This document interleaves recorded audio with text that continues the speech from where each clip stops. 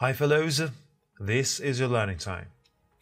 In this video we want to talk about phrasal verbs, and this video is very important because mastering phrasal verb is the key to fluent conversation. Phrasal verbs are like secret codes.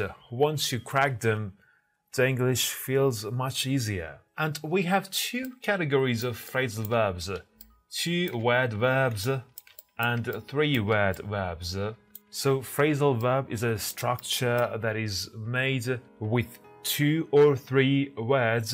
It includes one verb and a particle or a preposition. And also we have transitive phrasal verbs and intransitive phrasal verbs, and we have separable phrasal verbs and inseparable phrasal verbs. So let's dive in.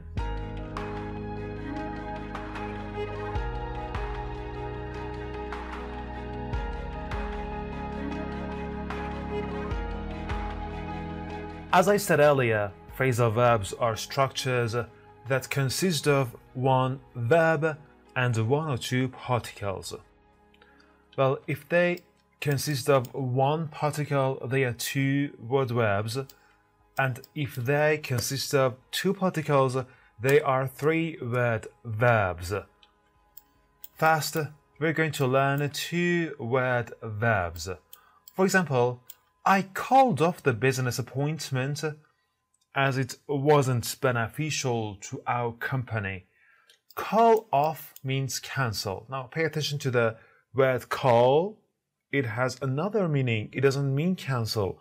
Call means maybe phoning someone or maybe speaking someone's name. And off, it's a preposition. It doesn't have any meaning on its own. But call off now has a different meaning, meaning cancel. So I canceled the business appointment. I called off the business appointment. It doesn't mean phoning, or it doesn't mean speaking the business name. It means to cancel the appointment. And call, it's a verb, and off, a particle, which is a preposition. So call off is a phrasal verb. Now, phrasal verbs are either transitive or intransitive. Transitive phrasal verbs are the ones with a direct object. For example, the storm cuts off. Cut off is a past tense form. The storm cut off the electricity. The storm cut off the electricity. Now, cut off is our phrasal verb here, and the electricity is our object. The verb cut off needs an object to be completed. So the phrasal verb cut off is a transitive phrasal verb. And cut off means to disconnect. So the storm disconnected the electricity. We also have intransitive phrasal verbs. For example, the trend is catching on. The trend is catching on means it's becoming popular. It's becoming trendy. So the trend is catching on. The phrasal verb here is catching on. And the verb is catching. The particle is on. And there is no object followed. So catching on doesn't need an object to be completed. So this is an intransitive phrasal verb. Or our idea of using AI caught on quickly. It means the idea became popular quickly. So catch on, meaning becoming popular, is intransitive. Transitive phrasal verbs are divided into separable and inseparable. Separable phrasal verbs. With these verbs, the object can come between the verb and the particle or after the particle.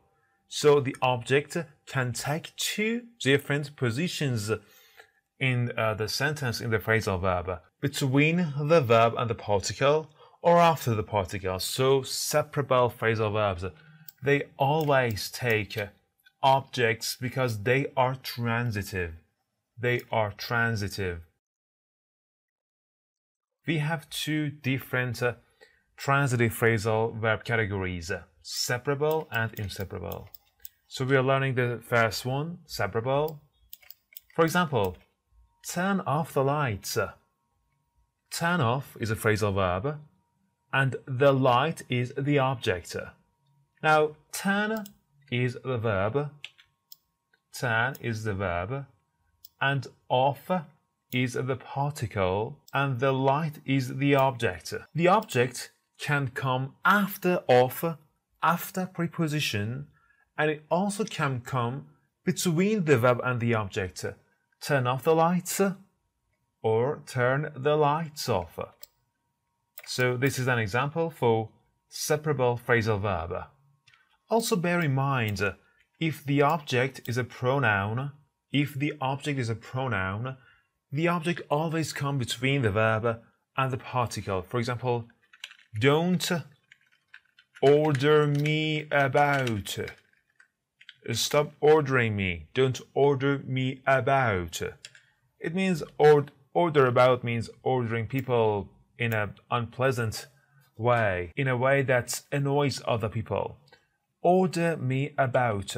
Me is the object, which is a pronoun, and order about the verb and the preposition, so it's a phrasal verb. You cannot say don't order about me. This is wrong. This is not correct. The reason is me is a pronoun. Now, what about the second category, the second subcategory of transitive phrasal verbs, inseparable phrasal verbs? These cannot be separated by the object, so object always come after the phrasal verbs. For example, look after the baby. Look after is a phrasal verb, and the baby is the object. So you see, this is transitive because it takes an object, but it always comes after the phrasal verb with inseparable phrasal verbs. It's wrong to say, look the baby after, because the baby is the object and look after is a phrasal verb. And it's incorrect to separate the verb look and after with the object the baby.